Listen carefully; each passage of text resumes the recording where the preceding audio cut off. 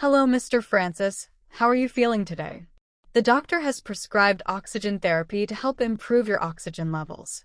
Don't worry, it's the common treatment for many respiratory conditions. The oxygen will be delivered through a nasal cannula, which is a small tube placed in your nostrils. It's important to maintain a comfortable position and avoid moving the cannula too much to ensure optimal oxygen delivery. You may experience some dryness in your nasal passages, so using saline nasal spray can help alleviate this. It's also crucial to stay hydrated by drinking plenty of fluids. While on oxygen therapy, it's best to avoid smoking and exposure to irritants like dust and smoke. If you experience any discomfort or changes in your breathing, please don't hesitate to let us know. I'm a bit worried about the long-term effects of oxygen therapy. Mihira, will it damage my lungs? And how long will I need to be on it? Understandable, Mr. Francis. Oxygen therapy itself doesn't damage your lungs. It's a supportive measure to help your lungs function better. The duration of therapy depends on your specific condition and response to treatment. Your doctor will monitor your progress closely and adjust the therapy as needed. Remember, the goal is to improve your oxygen levels and alleviate symptoms, and oxygen therapy is a safe and effective way to achieve that.